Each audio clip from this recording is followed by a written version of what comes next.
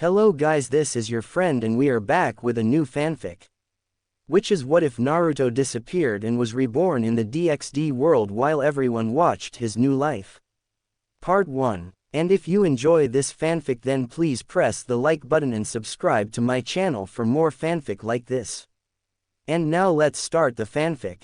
Tsunade Senju, the Godame Hokage of Konoha, sighed loudly when she finished the huge stack of paperwork her assistant, Shizune, and also the one closest to her after her lover Dan, had passed away. A year had passed since the Fourth Great Shinobi War, and there were no sight of her favorite blonde, Naruto Uzumaki, the one she thought to be her own child. Tsunade stood up and looked out of the village. Thing hadn't changed much since Naruto disappeared. All the shinobi and kunoichi around the elemental nation looked up at Naruto as their savior, their hero. A year ago, after they have finished sealing Kagaya, the mother of Sage of the Sixth Path, together with his friend Sasuke, Naruto had been pulled into some kind of glowing sliver circle in front of his team after the eternal Tsukuyomi had been deactivated. That was what Kakashi Hatake, Naruto's teacher, told everyone. They didn't believe it at first, because of Sasuke Uchiha and Sakura Haruno, the so-called teammates and best friends of Naruto. Tsunade blood boiled when she remembered what Sasuke told her about Naruto. He said that Naruto had been sealed Kagaya into himself, so Naruto could have unlimited power and control the eternal Tsukuyomi by himself, and he have to kill the blonde to protect the shinobi world. Sakura, her disciples in medical ninjutsu and the one she thought have surpassed her, had turned her back to everyone and followed Sasuke like a lost puppy seeking for attention from its master. Shame to them, Ino had used her jutsu and looked into both of their minds and found out the truth about Naruto's disappearance.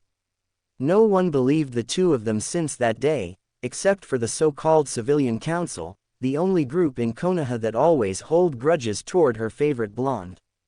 When villages all around the elemental nation had opened a massive mission call, the hero, to find Naruto, their hero, which each village happily participation and led by Kakashi, the civilian council together with Sasuke and Sakura, had cooperated together to stop any attempted to find Naruto, and must focus in helping Sasuke rebuilding his clan by finding the most beautiful and strongest kunoichis in the elemental nation.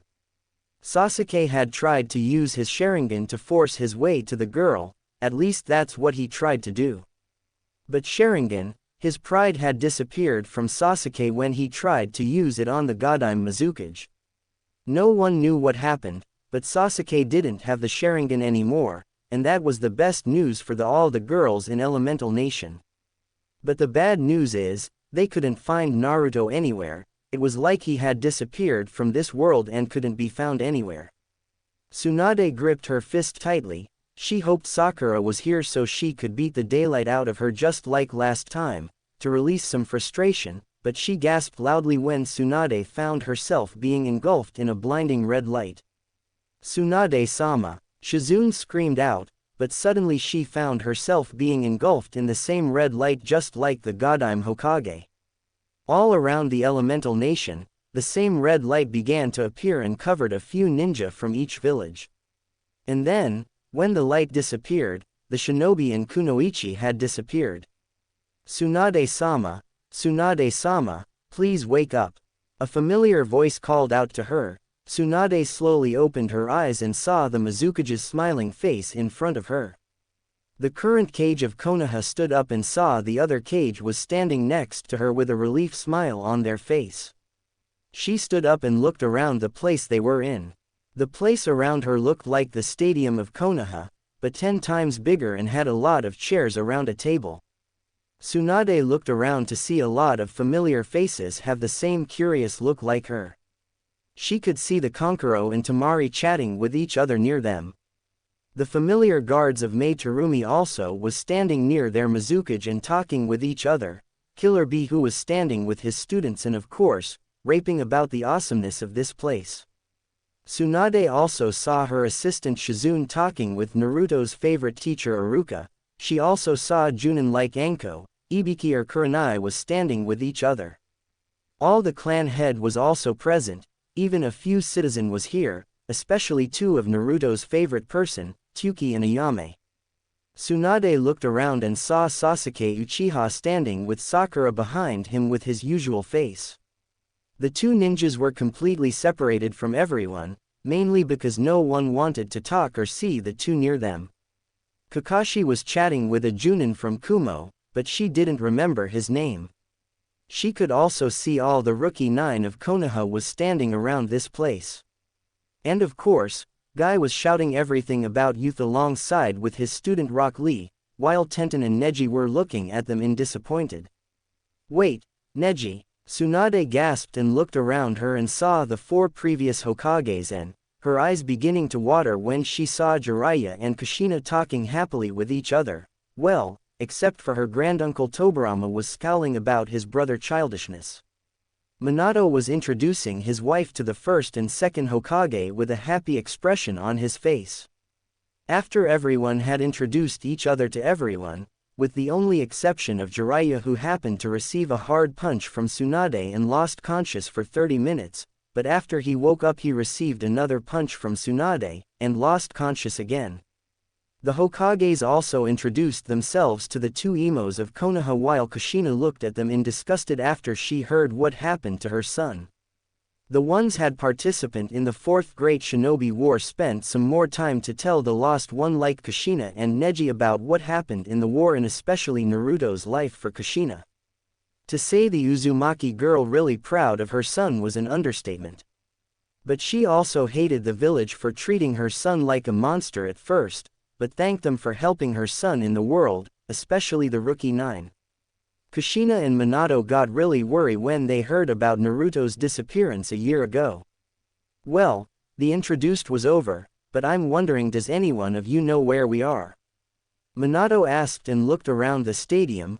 I thought this place was familiar, but it's totally different than anything I have seen. He took out his tri-prongs kunai, and even I can't use Hirshin here. Something wasn't right about this place. The other nodded their head. Some of them had tried to use ninjutsu here, but found they couldn't do anything. The only exception was taijutsu, dojutsu and Tsunade's superhuman strength. Minato-kun, Kushina looked at her husband. If everyone are here, then where Naruto? I thought if someone transported us here, then they must also transport Sochi here, she said in worry. Kakashi had told her about Naruto's condition right now, and it worried her a lot. She always wanted to get to know her son, and the opportunities like this were the perfect chance for Kushina. She knew that Naruto probably knew her and Minato, considered that her husband had sealed a part of their chakra inside Naruto to help him control Kyuubi if he need to come. But she really wanted to meet her Naruto. We have found everywhere, Neji said. We have used our Byakugan. He looked to Hiashi and Hinata, which the later girl had a very worried expression on her face, but we couldn't find Naruto anywhere. I guess he's not here. Kushina nodded her head sadly. Minato looked at his wife and smiled sadly. He opened his arms and hugged her tightly when her eyes began to water. He had came to know Naruto for a short period of time during their battle in the Shinobi War, and wanted his wife to see him as well, to show her how much he had matured and the person he had became. Minato felt a hand being put onto his shoulder and looked back to see his teacher, Jiraiya, looking at him with a serious look on his face. Don't worry Minato, Kushina, I'm sure Naruto was doing fine now, Jiraiya said, which earned a cheer from everyone, and a scowl from Sasuke while Sakura was looking at him and thought how cool the emo is, whoever sent us here, and have enough power to actually help the dead ones returned, then they really want us to know something, and I hoped it's about Naruto. You're right Jiraiya-san. A soft, feminine voice rang out through the stadium, making everyone look around to search for the girl, but couldn't find anyone. A soft red glow appeared above the table, and when it disappeared, a small book fell down to the table in a thud. Hashirama, who is currently the nearest one to the table, picked it up and showed everyone the book. There was some kind of strange symbol on the book's cover which was crimson in color. But then, everyone gasped when they saw the words on the cover. Naruto DxD Purpose of Living. Naruto DxD Purpose of Living. Shikamaru read the name out loud. Don't tell me this book is about Naruto. He said that, but his mind was telling him exactly that the book actually about Naruto. His father also thought the same thing about the book.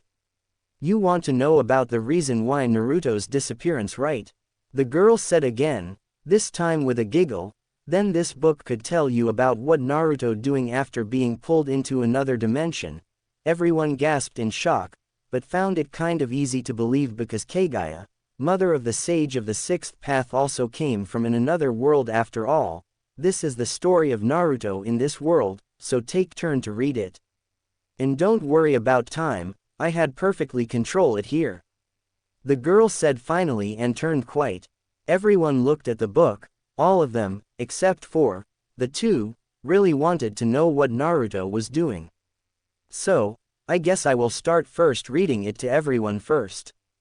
Hashirama smiled and opened the book. Go ahead, brother. Tobirama nodded his head alongside with everyone, he too also curious about his brother counterpart, to see what the boy was doing. I wonder what the word, DxD, mean. Lee shouted out, it sounds so youthful together with Naruto-kun's name. That right, Lee. Guy used his trademark grin and gave Lee a thumb up. Now, if you two behave, I will start now. The first Hokage said with a smirk, seeing the two teacher and student like that really reminded him of his younger life. He looked at the book and began to read. Naruto DxD, Purpose of Living. Chapter 1, Underworld, Unknown Location. A man with a handsome face and silver hair looked at the scene before him and smirked in excitement. The battle he saw was fantastic. It made the Great War between the three factions nearly 200 years ago look like a battle between kids. I really don't like the sound of that, Kakashi said. This silver hair man have been watching the shinobi war without us noticing. Then he must be came from another world. Watching a war with excitement mean he wasn't a good person. Not only that, also everybody was wondering what was this great war in three factions. This guy really sounded like a warlord. The third Hokage said, please continue, Hashirama-sama. These, shinobi, kunoichi and samurais, their power was exceptional. He wished he could have them at his command. They would be an unstoppable army in the war he was going to start with all the factions. Now everyone was getting worried. This guy was definitely a warlord. But what is this factions he was talking about? Baruka asked. They really sound like a force, weren't they? The black-haired boy caught his attention, as his powers were based on the name of the Eastern gods. Amaterasu, that flame was far greater than the strongest power of destruction of the Bale clan, a never-ending flame that could burn anything to nothing. Not to mention that the power of Susanoo was so great and powerful that it could even defeat the strongest dragon king, Tamnon. It's too bad that the boy had returned to the light, and chose to protect the world instead. What a shame. Everyone turned their head to Sasuke, who was smirking proudly with Sakura was screamed out for everyone how cool was her Sasuke to anyone that was sitting near her. Forget about them, Kiba scowled, getting a bark from Akamaru and a laugh from everyone, but did I just hear some kind of power of destruction in Dragon King? What is this world anyway? Look exactly like a fairy tale story. Everyone nodded their head, while Shikamaru's and his father's mind was working at full force. However, the person caught his attention the most was the blonde-haired boy. Oh no, Naruto. Kushina shuddered when she heard about the blonde-haired boy. He knew about our son. She had really hoped that he wouldn't keep his eyes on her Naruto. Nothing about this man was good, everything was screaming that he was evil. Don't worry, Kushi-chan. Minato rubbed her hand. Everything going to be alright. Everyone nodded. The first Hokage looked at the screen between his successor and his wife with a warm smile. The bond and love between them were really strong. It's so unfortunate that they couldn't get to raise their son, Naruto. He also really don't like the sound of this. True to his student's words, this silver-haired man sound like a true warlord, and the blonde had caught his interest. Wanting to know more, he looked back at the book and read. That boy, there was something about him that he couldn't understand. How could someone who lived in a village with so much hatred towards him since he was a small child could still care about those filthy humans? He should have killed off all those humans, or at the very least turned his back on them. The thing that amazed the silver-haired man the most was the boy's belief in his promises. He never broke a promise no matter what happened. Yeah, definitely Naruto-kun, he's so youthful. Lee screamed out with fire in his eyes. Everybody chuckled quietly. This silver-haired man really crazy. Someone like him will be a fine addition to his army. Not to mention the power he housed. He had known about Yusaka, the leader of the Ukai faction and the strongest Kyuubi at the moment with the strength that could rival a Dragon King. Wait the minute, Sasuke cut them off. Are you telling me that this world also have a real Kyuubi, not a mass of chakra? The thought of another Kyuubi really terrified him. He knew what Naruto could do with a half of Kyuubi's chakra, and it already outmatched him, and it even have a name. Sasuke. Kakashi corrected him in a firm tone. Yusaka sound like a woman name. Who care about that, anyway? Kakashi turned back to the group, completely ignored his two students. He really don't know what happened to them. He had thought Sasuke had changed when he returned to the team. He really a failure at a teacher. The only student that he cared about now is Naruto. Maybe these Uchiha is one of the faction he was talking about. Yeah, but what is Uchiha anyway? Kiba asked. Only time would tell, Kiba. Kurenai said to her student and nodded to the Hokage to continue. But the power of Kurama, the Kyuubi that is sealed inside the boy, could make Yusaka ran off with her tails between her legs. When the blonde-haired shinobi took the fox's power, this war became far more exciting for the silver-haired man. As if that wasn't enough, the blonde boy could also use senjutsu, a power that only Uchiha in his dimension could use, yet they always turned crazy due to the power behind it being so overwhelming. Yet this human boy had somehow mastered senjutsu and could completely control himself. Even the oldest of Uchiha couldn't control all that natural energy like him without being turned into a psycho. So this world also have the ability to control the natural energy just like us, Jiraiya said. His head and stomach still felt really sore by Tsunade's punch. The blonde busty Hokage didn't forgive him for dying that day, but looked like they couldn't control it perfectly, so instead of being turned into stone, these Uchiha turned into a psycho. That's it. If he could bring the boy to his world and make the boy be completely under his command, then he would win this war easily. Smirking, the silver-haired man decided to go to his library. If he remembered correctly, there was a spell that could enable transport through dimensions. So that's why Naruto disappeared. Tsunade cursed out. She had hoped Naruto didn't fall into the hand of this evil. He could use Naruto and force him into his evil intention. They're nothing good about him. Tobirama nodded his head, but Naruto also really strong in his own, probably the strongest of us. He wouldn't let this man control him without a proper fight. Who know, maybe, he could got out Yano. Be wrapped, making everyone smile. He also have Mr. 1 to 9 with him, he will be fine. Yeah, with 9 Biju inside his body, they will help him.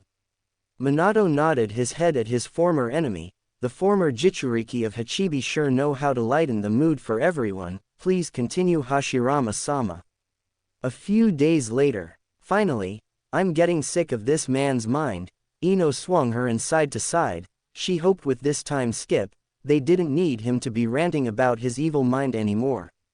Rias-sama, please, you have to slow down. No way, Anku. This Rias sound like a playful person, isn't it? A cheerful voice shouted out. A few citizens of the capital of the underworld. Wait a minuter, underworld. Onoki said out in shock, while everyone was having their eyes wide open. Maybe it's just a name of the village, or a nation. Hashirama said.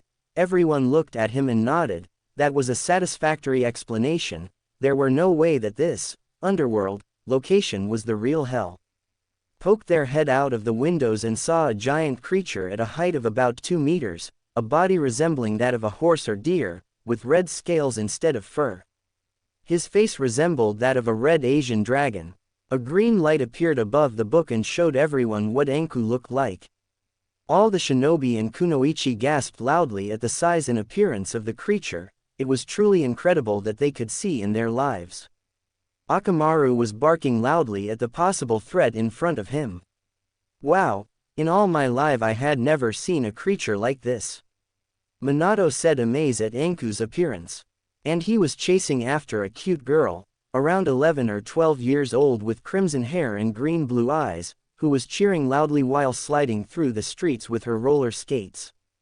Anku's image disappeared and quickly being replaced by the crimson-haired girl. All the men in the room dropped their mouth in shock at the girl's figure.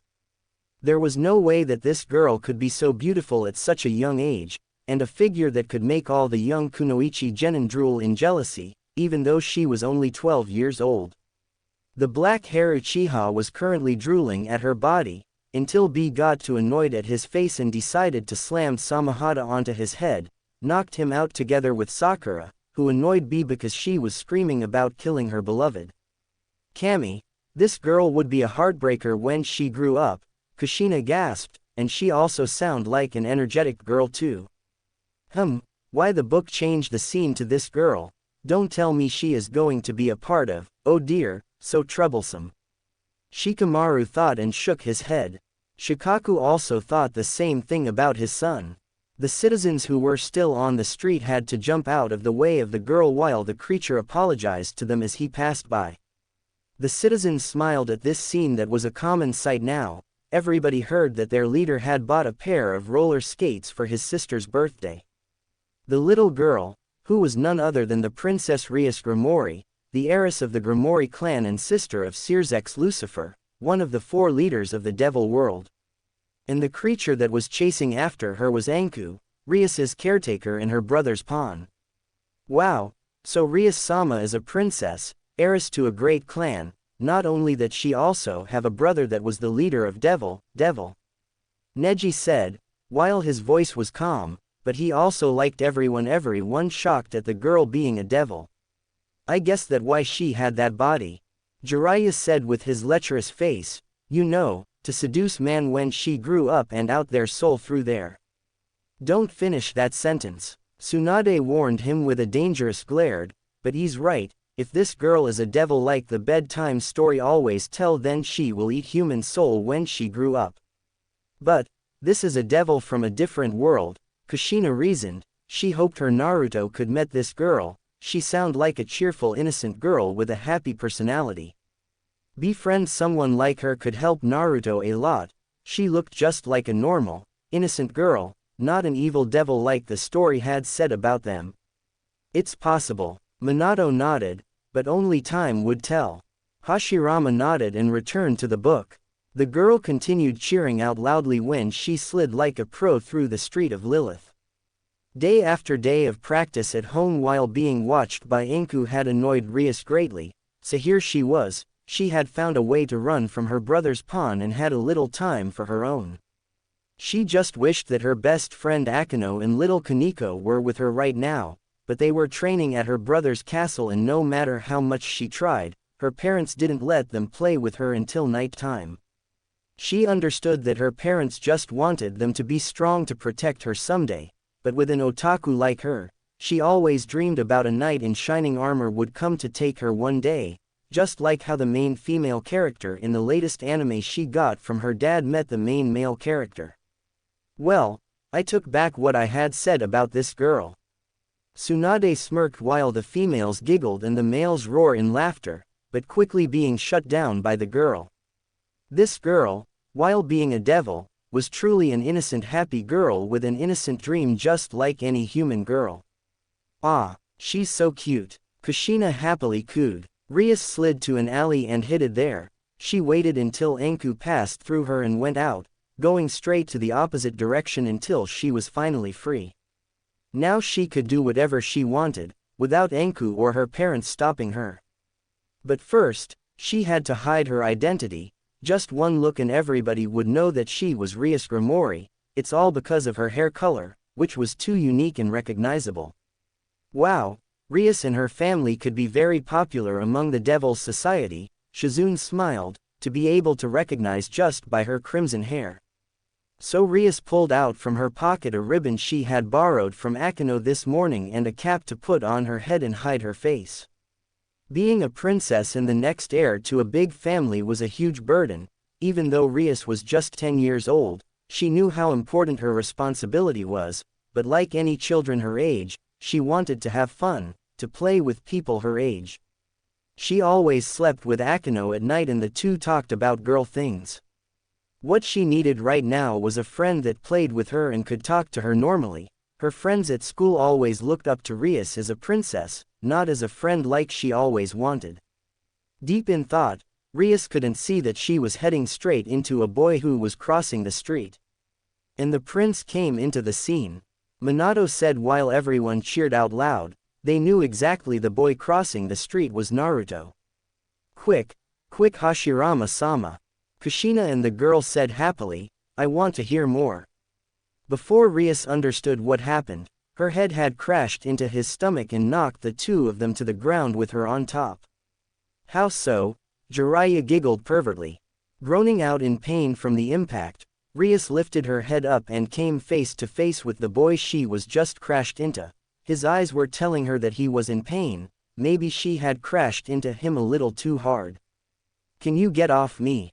Her cheeks reddened a little at the position she was in and quickly stood up, but her roller skates had a better idea. Rias fell right back into the body again, this time with her butt right in his face. Sorry, I'm very sorry. She screamed out and stood up, with better balance this time. The boy slowly sat up and Rias had a good view of him. The boy, while looking no older than her, was slightly taller than Rias. His hair was blonde but was really bright, almost golden. His eyes were blue and his face had 3 faint whisker marks on each side of his cheeks making his face even cuter. Hee, Namikaze charm with Kurama's help, it would be unstoppable. Minato chuckled and received a hit on the head by his wife. What, you know it was true. Hashirama chuckled alongside with everyone and continued. Unconsciously, Rias brought out her hand and touched his whisker. Hey, the boy jumped back a little. What do you think you're doing anyway? Oh, sorry. Rias smiled, embarrassed. Sorry for bumping into you. Ah, don't worry about that. Seeing that the blonde hairy boy was trying to ask for her name, Rias quickly thought about a fake name to answer him. She couldn't let him know that she was Rias Gremory, or else Enku would find her. Akino, Himahima Akino, Rias said quickly. Hopefully the black-haired girl didn't find out about Rias was using her name. Naruto, Naruto Uzumaki. The boy, now named Naruto, smiled warmly at her. So, Akino-chan, what are you doing anyway? I hope you not playing the crash into someone game. The shinobis and kunoics chuckled loudly. The redhead's cheeks turned red once again and looked down to the ground embarrassed. Sorry Naruto-kun. Don't worry about it. Naruto looked at her roller skates and saw it was a very expensive one. So Akino-chan, looks like you're from some rich family Seeing that Naruto was looking at her roller skates, Rias smiled a bit. Yeah, isn't it beautiful? My brother bought it just for me. Rias smiled and slid around him. This was one of her favorite presents from her brother after all. It was a pair of the roller skates that had magic in it, meaning that it would grow with her and fit her feet perfectly, no matter how big she became. It was crimson in color to match her hair, but decorated with a few bluish gemstones. The roller skates were really expensive, and no matter how she didn't want to be like a spoiled brat like that Razor, her fiancé when she grew up, she still really wanted this roller skate when she saw it at the store. Her dream came true when her brother gave it to her at her latest birthday just a week ago. Wow, this girl definitely came from a super rich family. Tsunade said out loud. Having a family is very cool, isn't it? Naruto smiled sadly and began to walk away. Rias looked at Naruto and finally realized the clothes he was wearing. It was really dirty and was torn everywhere. His body was really thin, he looked like he hadn't ate anything in a long time. So, I guessed he escaped, but lost, and by the way, why was Naruto being turned into a child again? Kushina asked worriedly at her son's conditions. Please continue, Hashirama-sama. Minato urged the Hokage. This book held a lot of mysteries, only reading it would help them find out the answer. A little sad she realized the boy was an orphan, she quickly followed him. With her roller skate speed, it was really easy for her to catch up to him. Wait, Naruto-kun, how about you and I go to that shop over there and get something to eat? Rias asked and pointed her finger at the food store behind them. When she saw Naruto tried to open his mouth to refuse her offer, she quickly pulled his hand straight to the store. Don't worry, I'll pay. Rias always has some money with her every time she goes out. It was the money that she saved up from what her parents gave to her each month. I wonder how much money she took with herself. Iruka smiled nervously when he remembered all the time Naruto made him paid for his meal. Jiraiya and Ebisu also nodded their head. That boy had an endless stomach and could destroy anyone's wallet. While eating at the food store, Rias and Naruto talked about a lot of things. However, the crimson hair girl always tried to avoid talking about family because she didn't want Naruto feel sad or left out. Rias talked about her studies and her rivalry with Sona. She also talked about her best friend Akino, where she avoided saying her name, and the quiet girl Kaneko. This was the first time Rias felt so free and comfortable with anyone. Rias enjoyed being with Naruto as he was really kind and funny when she got to know him. That's Naruto-kun for you, Hinata said quietly for the first time. Yeah, he could make friend with anyone. Gaara nodded his head in understanding. When nighttime came, the time to say goodbye had come and Rias didn't want to leave Naruto. He made her happy and became her first friend that didn't look at her as a princess. Maybe it was because of the fake name she gave him, but Rias somehow felt he would still be the same even if she had given him her true name. Go ahead, Rias-chan, I'm sure Naruto will understand you, Databane. Kushina shouted out cheerfully while everyone chuckled at her catchphrase. While the Naruto's close friend smiled, she definitely Naruto's mother. Well, Akino-chan, I guess we have to say goodbye now. Naruto said warmly. Thank you for the meal, Akino-chan, you really saved me today. Naruto-kun, I don't want to leave you, she said sadly, but an idea suddenly popped into her head and she caught his wrist and pulled him with her. Let's go, Naruto-kun, I will bring you to my home and… Wow, she sure really liked Naruto-kun, this girl is so youthful. Lee screamed out in delight. Take her offer, Naruto, Kushina chanted quietly. She had began to like Rias more and more. The girl really cared for her son. She was interrupted by Naruto. No, Akino-chan. Naruto took her hand and gently pulled out of her grip. A lady like you shouldn't be friends with me to begin with, so you don't have to worry about me. Really, Akino-chan, I mean it. Ah, Naruto, everybody groaned out in disappointment. But, alright, then how about we make a promise? Naruto said to her when he saw tears welling up in her eyes.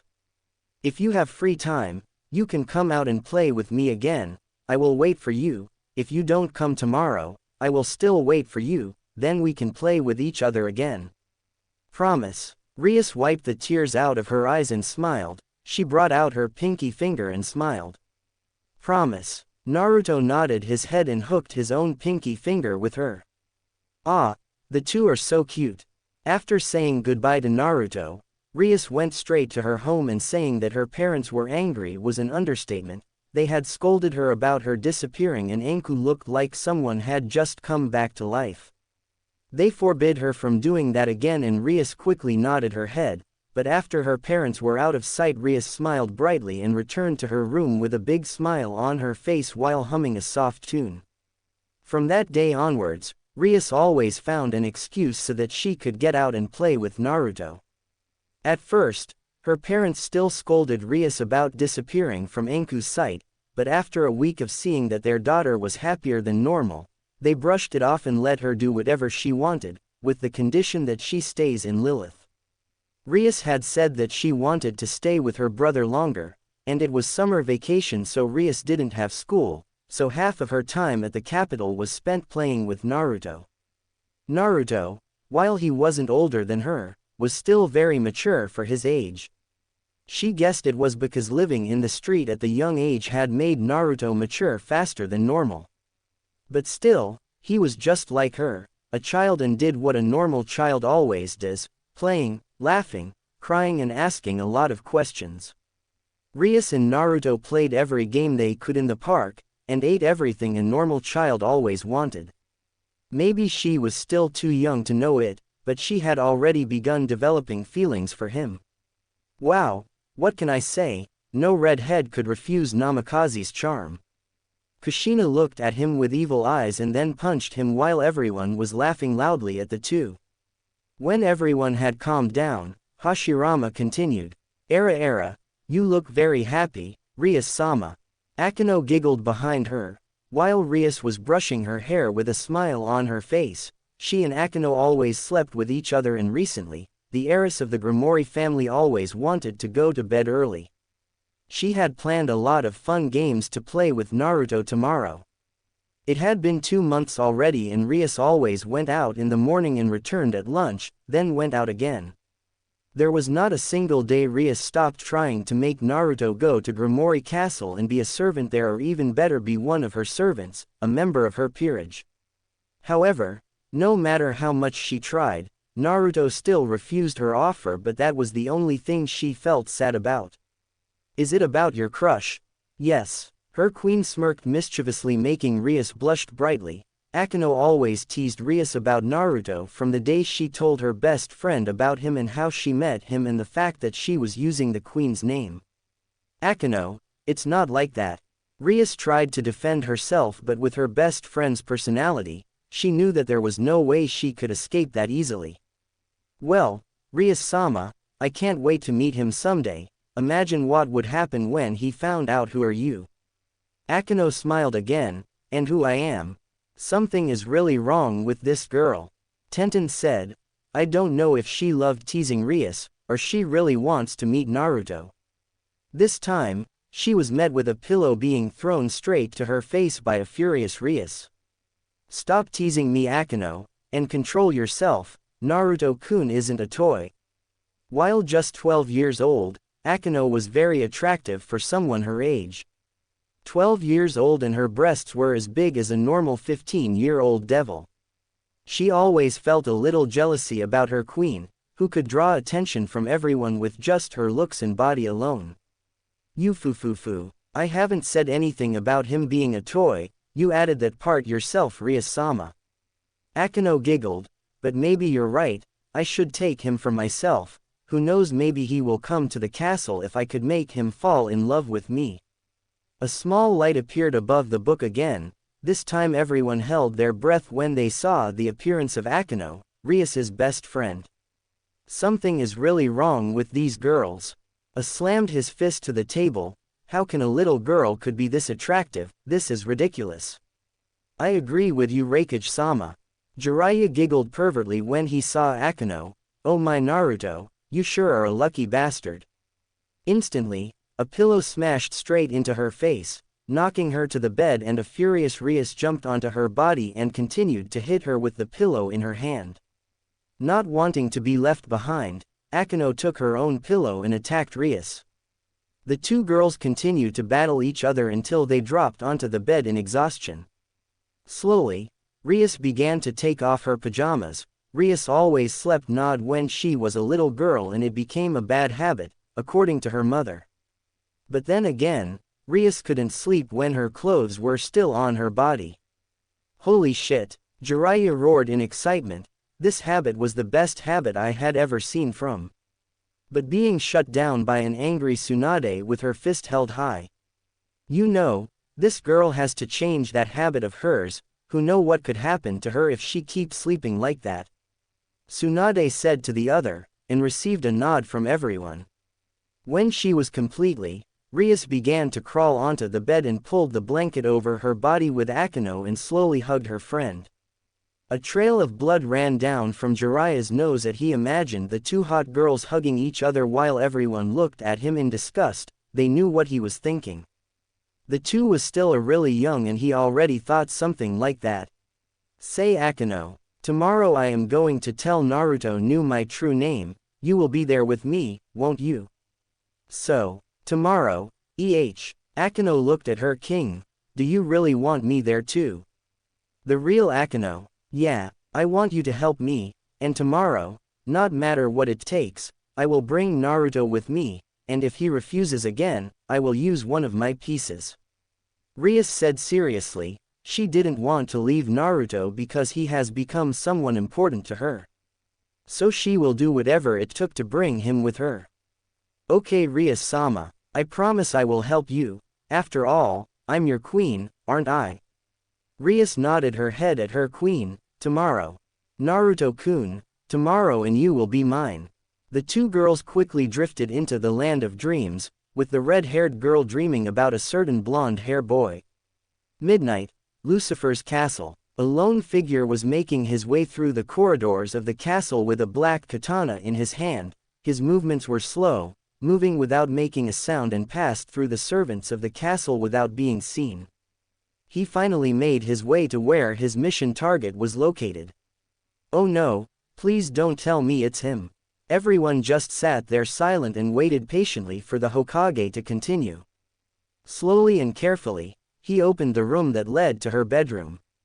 His master gave him this mission, a mission he couldn't fail, no matter what happened, all for his master, the one had given him a purpose in life.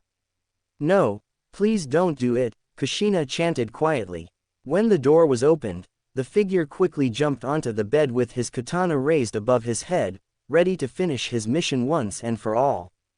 Suddenly, a giant fireball was sent straight at him from a bright magic circle. Being caught off guard, he jumped out of the way to avoid the fireball, but his right sleeves had been burned slightly. Maybe this mission wasn't as easy as his master said. Everyone lets out a heavy sigh they didn't know they were holding, but continued to sit there silent and listen to the story. The light had been turned on and the boy was face to face with one of the most powerful peerages in the world, with the leader being none other than Seerzex Lucifer, one of the four great Satans, who was releasing his monstrous magical energy with a cold look in his eyes. This Seerzex Lucifer, I guessed he was Rias's brother. I thought so. Minato nodded his head at his silver-haired student. Who are you? Seerzex asked coldly. Anku had felt a massive magical energy made its way to the castle. The energy was so great that everyone thought one of the old Mao had come here. Seerzex had called for all his peerage and ready for the battle, but he was shocked that the monstrous energy was coming from a child. While it's hard to believe, but if this silver-haired man had managed to change Naruto's chakra into this magical energy, Sarutobi said quietly, the tension was really high, they could feel the battle was coming near. Then we don't know how much he had changed Naruto, and how he was able to remove his memories. Rias and Akino had woken up and were shaking uncontrollably on the bed while looking at Seerzex in fear. The boy slowly took off his burned jacket and laughed a little. He picked up his katana and turned around, ready to face the entire with the most likely outcome being that he won't come out alive. Wow, these Mao have to be really strong. No one cared about the emo and his lust for power. The first Hokage just shook his head in disappointment. He had thought the last Uchiha had turned was a good person, but he turned out to be even worse than his former friend Madara. Naruto Uzumaki, I'm here to kill the sister of Seerzex Lucifer. No, please don't do that Naruto-kun. Kushina really wanted this to stop. All she wanted was get to know her beloved son. But right now someone had turned him into a true assassin that would kill his friend. Minato hand held firmly onto Kushina's shoulder. He just wished that this Seerzex could stop Naruto before he do something he would regret in the future. Hearing that name, Rias's and Akino's eyes snapped wide open and looked up to see the boy. The heiress of Gremory couldn't believe her eyes anymore. The Naruto she had been playing with all these months was standing before her with a katana in his hand and was ready to kill her. If not for her brother interfered, she would be dead right now. But the Naruto standing before her wasn't the Naruto she knew. Gone was the warm smile and happiness whenever he met her. Now, standing before her was a killer with a predator's eyes, a smirk on his face, looking at a Naruto who was like this, Rias was too shocked and scared to do anything. I couldn't blame her at all, Tsunade said solemnly. Just that morning, she and Naruto was playing with each other. Then the next thing he knew, Naruto was holding a blade that would kill her any minutes. But wait, wasn't Rias-chan had told Naruto a different name, Kushina said suddenly. Then he maybe didn't know that his friends was indeed Rias Gremory. And when Naruto knew that Akeno was Rias, then he will stop. Minato nodded his head. A small amount of hope appeared inside everyone. No one wanted Naruto to become a killer. Who told you to kill my sister? It looked like Naruto didn't saw Rias's face yet, because he was still looking directly at Searzex's eyes. Tell me and I will make your death faster and less painful. How generous, Lucifer-sama. Naruto said with his blade ready at his side. Searzex couldn't believe that this child was ready to fight him. He cursed whoever had used this child to do something like taking another child's life. I like this Searzex Lucifer, Hashirama said out loud with a smiling face. Not only he was sound like a great leader, he also seems to care for another life. Even though it was his enemy, the other couldn't help but agreed to the first Hokage. I don't think he would kill Naruto, Kushina-chan. Tsunade put her hand onto Kushina's. The mother of the greatest hero was shaking with fear right now. She knew that Kushina didn't want Naruto to get hurt, just like any mother would care for their son. The red-haired Uzumaki looked up and smiled a little to the fifth Hokage before nodding her head for Hashirama to continue. But I won't say anything, all for my master. Naruto sighed and disappeared from their sight, only to reappear in front of Searzex and swing his blade at him. But Soji Okita, Searzex's knight, was faster than him and blocked the attack with his own katanas. But his eyes widened when the boy smirked. His blade began to crackle with electricity and it slowly cuts through Soji's blades, making everyone's eyes widen in shock. Wait, that's Sasuke-kun's jutsu, Sakura screamed out in shock. Everybody in the stadium who knew about Sasuke's lightning blade also has their mouth opened wide. Even Killer Bee had stopped his rap and looked at the book like it was crazy. Last time I checked, Kakashi said slowly, Naruto's chakra was wind and wind only. If he could use lightning blade, then he knew how to use a jutsu like Chidori or Reikiri and have lightning chakra. But how? The silver-haired man, Shikamaru said for the first time. If anyone could do that, the only one they knew right now was the silver-haired man. They don't know exactly how, but this silver-haired man had changed or added lightning Naruto's chakra.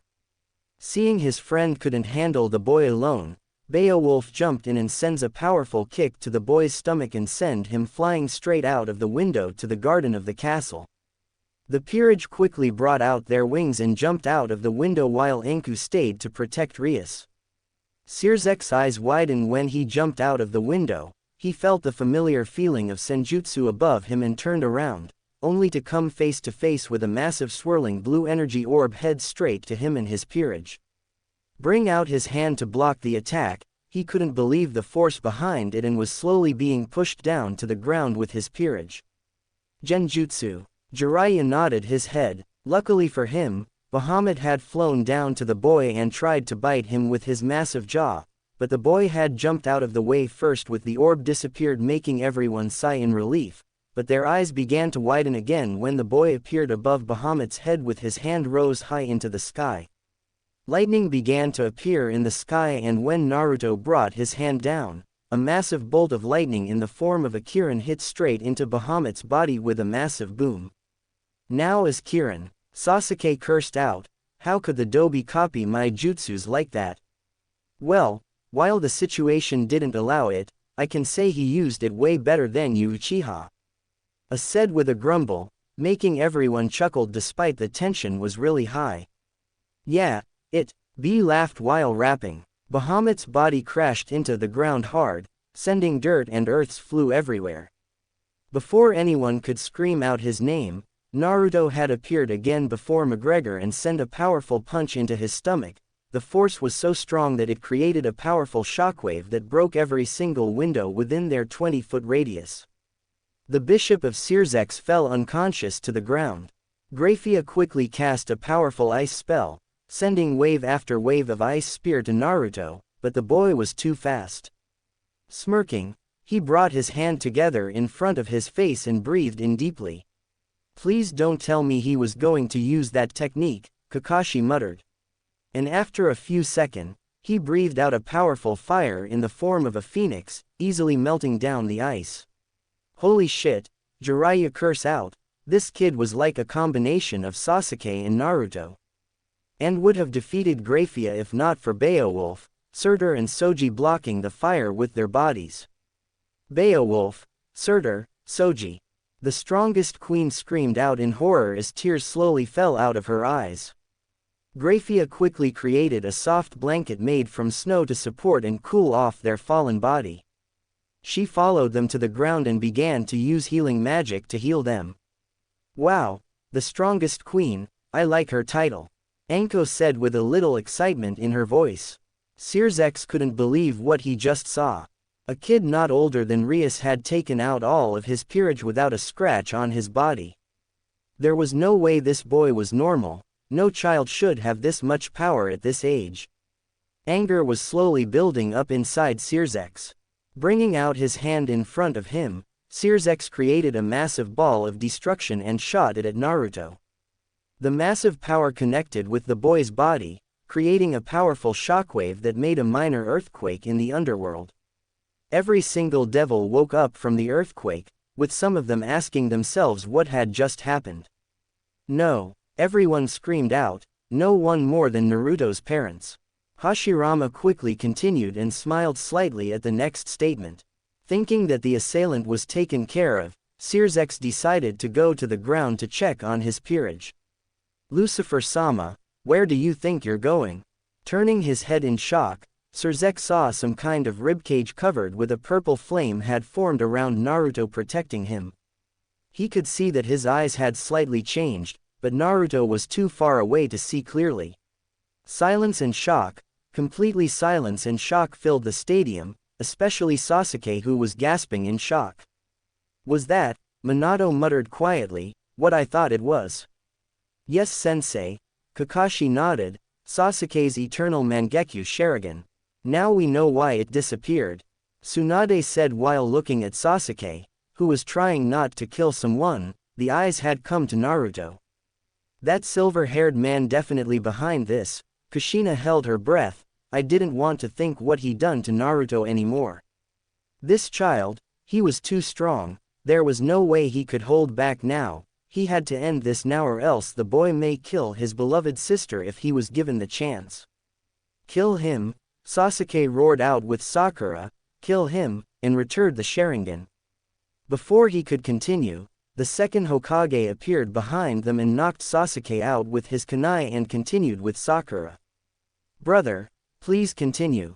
Hashirama nodded his head. He and Naruto slowly landed on the ground. This time the rib cage had transformed into an upper body of a demon with horns on its head. The amount of magical power he was released was amazing. It made Sirzex feel as if he was facing one of his fellow great Satans. However, just as he was about to attack, small footsteps rang out behind him, making Sirzex's eyes widen in horror when he felt his sister magical energy heading for them. Rias-chan, Kushina said out in shock. The girl must be very brave or very stupid to do something like this. Mei Terumi said out. Naruto-kun. Rias screamed out with tears in her eyes while still running to him, with Akino and Kaneko following behind her. Please stop it. Sirzex tried to scream out to his sister, but no matter how he tried, Rias wouldn't stop running. Sirzex's eyes widened at the revelation that his sister somehow knew this boy. Sirzex saw Naruto's eyes widen in shock and the skeleton slowly disappeared, leaving a wide-eyed Naruto looking at Rias with a shocked expression. Akeno-chan. Naruto stuttered and screamed out in anger. What are you doing here, Akeno-chan? Get out of here now, it's dangerous here. But when he saw the resemblance between Sirzex and his, Akeno, his face turned into an angry expression. Your real name was Rias Gremory, wasn't it? He asked her in a quiet tone, barely restraining his anger. Oh no, Shikamaru cursed out in anger. He had been righted about this. There was no way Naruto would stop now, even if he knew that Akeno was indeed Rias Gremory, his target. Tears was slowly ran from Kushina's eyes. Minato was trying his best to comfort her. If he ever get his hand on this silver man, he would kill him for sure for using his son for something like this. Yes, Naruto-kun, I'm sorry because I lied to you. Rias lower her head in shame, but please, Naruto-kun, stop it, I don't want you to be like this. You shouldn't, Rias-chan, Kushina muttered quietly. Yeah, she just wanted someone to look at her as the normal girl, not the princess of a great clan. Sarutobi nodded his head. He knew a lot of princess live in luxurious place, but all of them were filled with pride and looked down to commoner. Rias seemed like a strong-willed girl despite being a princess that could be even richer and more powerful than any of them. No, my mission is to kill you. The purple flames flared out again, but disappeared again. His eyes began to flicker between his normal eyes and crimson eyes with slit pupils. Naruto began to scream out in pain and clutched his head with his hands in agony and collapsed to the ground. Stop him! A strange demonic voice came from the blonde-hair boy. He's being controlled. Stop Naruto now, I can't hold him much longer. Kurama, it must be him. Minato grinned widely. He knew if Kurama was there, then there was no way he would let Naruto did something against his will like that. Goku, sorry Kurama-kun, Databane. Kushina cheered out. She never liked the fox before, but right now it was doing a great favor for her son. From what Minato had told her about the war, Naruto and Kurama became good friends with each other and even joked with each other a few times. Even though Sirzex didn't understand what was happening, he quickly ran to the boy and cast a sleeping spell onto him, but the boy broke out of the spell and kicked him in the stomach, knocking Sirzex to the ground and stood up, running to Rias with his blade ready to impale her through her heart. Just as he was about to reach her, an ice cell began to form around him, making Naruto unable to move. His body was struggling against the cell trying to break free, but before he could do anything, three figures appeared and put their hands on his head. A giant magic circle appeared above his head, and no matter how hard he struggled, Naruto slowly drifted into sleep. Sirzex, Graphia and Lord Gremory breathed out in relief that it was finally over. Everyone cheered out loudly. Everything stopped now, and it looked like these people wouldn't harm Naruto. Rias slowly made her way to the blonde when Graphia melted down the ice and hugged him tightly, breaking down in tears. She must be really worried for Naruto. Tsunade said, such a kind girl. Rias, calm down honey.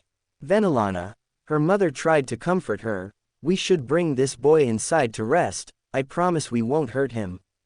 Looked at her mother's kind eyes, Rias let go of her friend so that her brother could carry him in his hands. With a nod, he quickly flew into his bedroom and placed the boy there.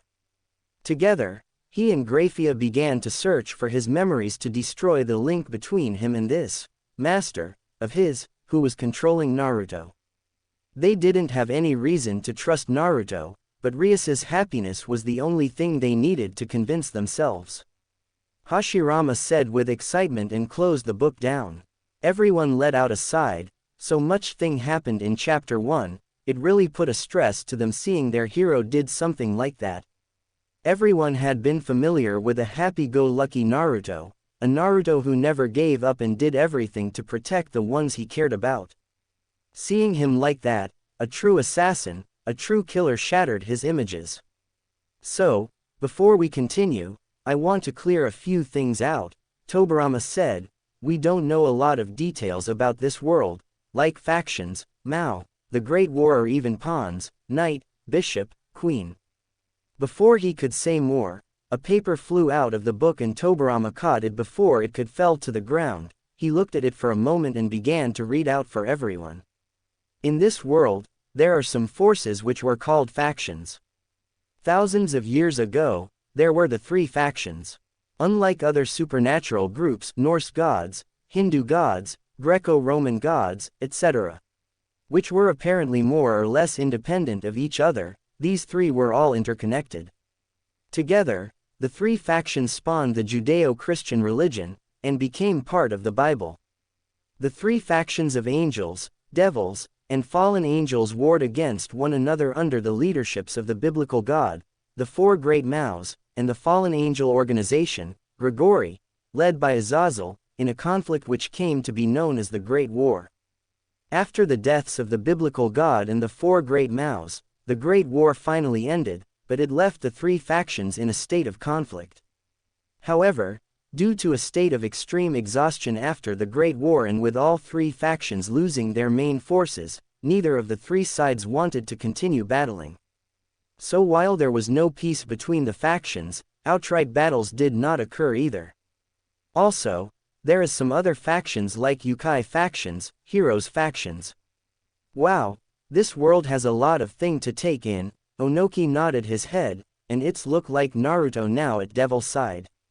Then that's mean he have to face other factions in the future, no doubt about it. Neji said, making everyone worry about Naruto's safety. What about the Mao, is it in there? Tobirama-sama? The third Hokage asked. He too was worried about Naruto like anyone else. The child's life was nothing but sadness and loneliness. No one deserved the love more than Naruto. He just wished the boy could find happiness at this world. Yes, the Yondai Mao were the original rulers of the underworld and leaders of the devils. They were named Lucifer, Beelzebub, Leviathan, and some point in the past, the four original Maus created the demonic swords, and led the devils against God and the angels in heaven as well as Azazel and the fallen angels in the Great War, the latter of whom retreated prior. The four great Maus eventually died in the Great War. After their deaths in the Great War, the descendants of the four great Maus intended to carry on their legacy and finish the Great War but were opposed by a certain group of devils which caused a civil war to break out between the devils. Following the defeat of the descendants who were forced to retreat to the back part of the underworld, their names became titles for the new supreme rulers of the devils. The current Maus are Searzex Lucifer from the Gremory clan, Seraphal Leviathan from the Cetri clan, Ajuka Beelzebub of the Astaroth clan, and Falbium Asmodeus of the Glaciolabalas clan, four devils who were born with insane power, equivalent or superior to the original four, but do not carry the blood of the original Maus. Wow, and here the note that each Mao could destroy a nation with their magical power alone. The second Hokage finished, making everyone paled instantly. To think that Naruto had just faced one of them and was still alive, it was truly miracle. What about the night things? Shikaku asked with curiously. It's called the evil pieces, also known as the devil's pieces, are a set of 15 chess pieces, 1 king, 1 queen, 2 rooks, 2 bishops, 2 knights, and 8 pawns. Which given to top-class devils to increase their ranks by reincarnating other beings into devils. The evil pieces were created by Ajuka Beelzebub to help replenish the number of devils after the Great War which had caused the death of countless devils. While many devils were able to adapt to the evil pieces, only the old Satan faction of the Chaos Brigade resisted in the usage of the evil pieces, believing them to be a disgrace to devils for reincarnating humans and other races into devils. Each piece held different ability. Knights are worth 3 pawns. Knights gain increased speed and mobility, enabling them to perform high-speed attacks and maneuvers. However, their main weakness is their low defense, making them vulnerable to powerful attacks if they are not careful. Another weakness among knights were their legs. If their legs are injured, their mobility is greatly reduced. Rooks are worth 5 pawns. Rooks gain superhuman strength, leading to high offense and defense. However, they are not very quick, and can get beaten easily by a high-speed opponent. Bishops are worth 3 pawns. Bishops gain enhanced magical abilities which they can use to conjure up a multitude of spells, offensive, healing, etc. However, more powerful spells consume most of their magical power, which takes a long time to regain, forcing them to use their power carefully or risk becoming vulnerable to physical attacks. Queens are worth 9 pawns. Queens possess all the characteristics of rooks, knights, and bishops, making them the most balanced piece as well as the most powerful. What about pawn? Jiraiya asked with interested. This world have a lot of great mystery and he couldn't wait to find out all. Pawns are worth 1 pawn each. The traits of pawns is the ability to promote into a queen, rook, knight, or bishop in enemy territory, or with the permission of their king. So, the pawns could be the most useful piece of a peerage. Interesting indeed. Minato nodded his head in understanding. So, Graphia is called the strongest queen, which she could be the strongest queen of the underworld, Tsunade said. She definitely really strong. I still can't believe Naruto was fighting her at the latest chapter. She definitely underestimated Naruto. Kakashi thought, if this book said she had that kind of power, then that means she could defeat Naruto with ease if she really mean it. Kushina paled immediately. Everyone also really worry right now, but lucky for us, she at Naruto's side now. That's everything in this paper, Tobirama said, and the paper instantly disappeared. So, I guess we continue with the story. Hashirama handed his brother the book, which the younger Senju took it and opened to chapter 2. Everyone immediately gone silent. They couldn't wait to hear more about Naruto. It had been 3 days since the attack on the Lucifer's castle and everything was pretty much back to normal. Naruto, the boy who had sneaked into the castle in the middle of the night and took out all the members of the strongest peerage in the underworld, still didn't wake up. Security had been placed around the boy 24/7 and Searzex's peerage took turns to watch over the boy. The members like Beowulf or Soji Okita, who were easily took out by the boy, had to admit that they had underestimated him and had rightfully paid for their mistake. For a group that instantly strong, they sure couldn't think a child has that much power. The third Hokage chuckled when he remembered what happened at the latest chapter. Not only Naruto still have his power, he also hold all Sasuke jutsu and even his Sharingan. Who know how much power did this silver-haired put into Naruto? The protection wasn't for the people around the boy. If he were to wake up, they were protecting the boy. Searzex had said that they had to do whatever it took to protect him. This master of his might want the boy back or try to kill him, so Searzex couldn't have the boy's power. While scanning through his mind, Searzex had found out the boy's memories had been completely erased from his brain and fake memories had been placed inside his mind. The memories were about Searzex and depicted his parents brutally killing the boy's family and relatives. This made Naruto wanting to make them pay for what they had done to him. He had found this master and went under his protection and would do everything to fulfill his master's intention. That was the reason why he wanted to kill Rias. Remove Naruto's own memories and add something stupid. Minato cursed and fingered his tri-prongs kunai dangerously. I hate this man more and more. They also find the remains of some kind of medicine inside his spine and found out that it would automatically activate 4 hours after drinking water and destroy the memories of his master, and everything related to him, even the missions and what happened at the castle that night. They didn't know who he was, but they knew that this master was very intelligent and knew how to hide himself. No matter who is this man, this guy definitely knew what he was doing. Inoichi said, completely destroyed his existence in Naruto's mind to prevent any attempt to find him. He must thought about the case that Naruto could be captured to find him. This man really dangerous, Jiraiya said seriously. Not only he's powerful enough to transport Naruto through dimension, he definitely had defeated Naruto, then erased his memories, and put all Sasuke's power including the Sharingan. And by the look of it, Hashirama nodded his head at the Toad Sennin. Looked like he also changed Naruto's bloodline to accept the Sharingan at its most perfection state. Everyone listened to the Hokages and Sennin talk in worry. Just a first chapter and this world's people had proved themselves to be instantly strong and dangerous. The second Hokage looked around the stadium. Everyone were whispering to each other about they thought of this world, especially Naruto's parents, which now was very worried for their son. When everyone had gone silent again, he decided to continue the story. Speaking of the Rias, the girl had decided to tell her family about her story with Naruto, and they had believed Naruto was a good person. Now, he was just being used as a pawn by someone to kill Rias. The girl hadn't left Naruto, who was still lying in bed with his mind completely damaged from all the memories that were erased and needed some time to recover. Rias always sat in his room whenever she didn't have to study or train with her peerage. She had asked her brother or her parents almost 1,000 times about when Naruto would wake up and had tried to feed him soup when meal times came. Her parents usually found her asleep beside the blonde's bed with her head resting on the bed. She had cried a lot and always prayed to her brother that he could wake up to play with her soon. Ah!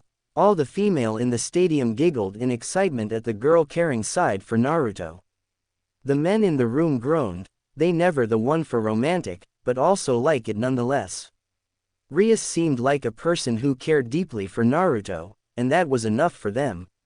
She's so cute. Kushina cooed happily. Finally her son had found someone that cared for him at that world, and couldn't wait to see their relationship processed. While Rias was taking care of the blonde-haired boy, Sirzex had to discuss with the other Mao about Naruto's conditions. He had found out that Naruto was completely human, but his body structure was really strange. He had a great healing factor that is almost as strong as the Phoenix's clan healing ability, a stronger body than normal, and even though he was unconscious, there was some kind of strange, almost Yukai-like energy coming from him. It must be Kurama and other Biju, no doubt about it. Minato nodded his head. Ajuka, Sirzex's best friend, had checked his lifespan and almost dropped his equipment in shock at what he saw. The boy lifespan was longer than any human out there, and they also found out that no matter how old he is, Naruto would always keep the form of an adult man when he finally grew up. Uzumaki's lifespan, Hashirama to the one didn't know about, my wife Mito Uzumaki, was 50 years old when I married her, but she looked kissed like Kushina here.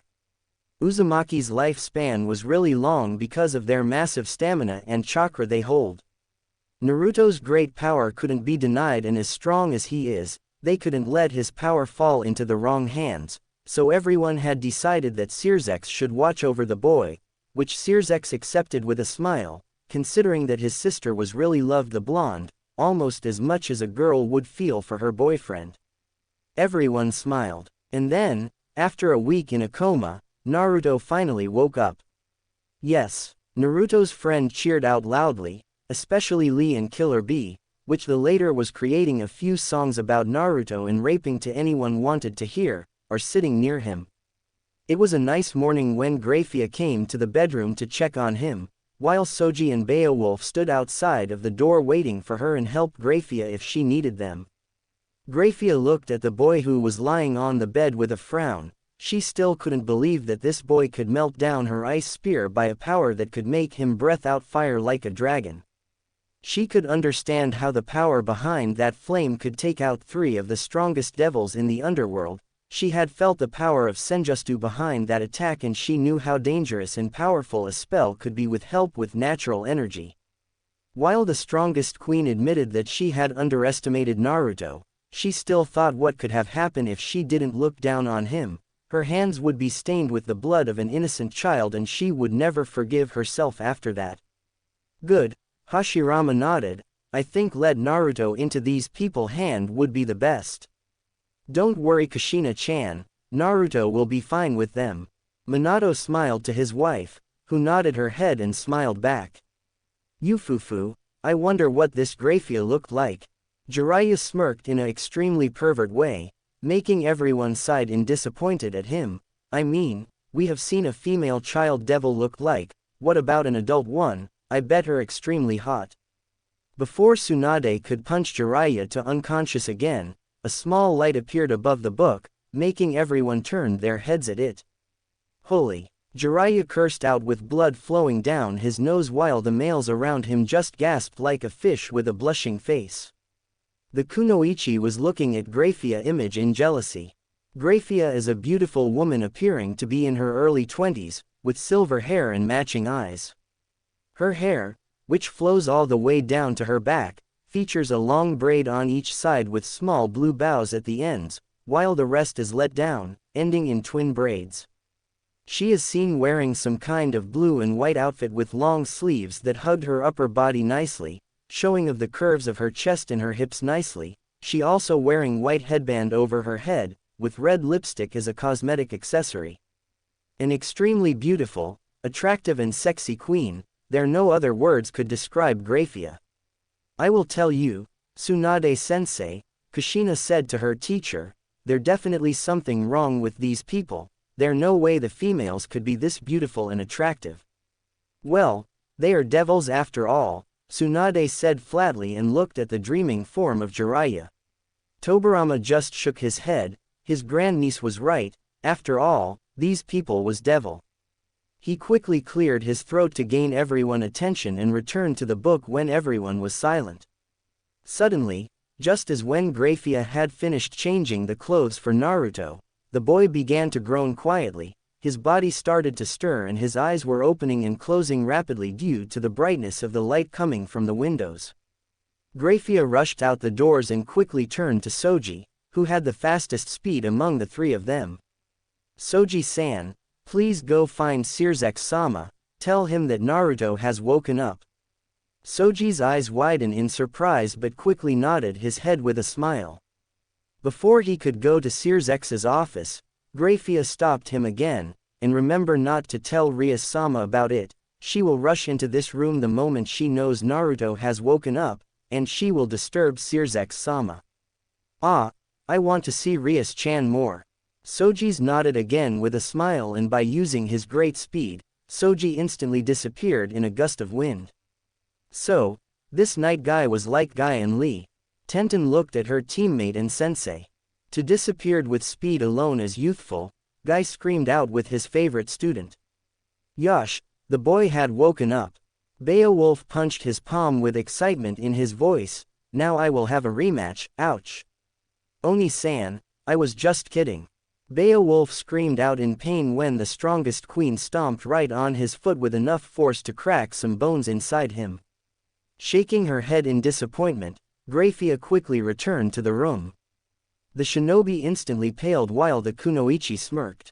Well, look like she was a very strict person, that's good, we need someone like that here. Mei smiled deviously, making the males that sitting her backed away. And here the fifth Mizukage wondered why she didn't marry yet.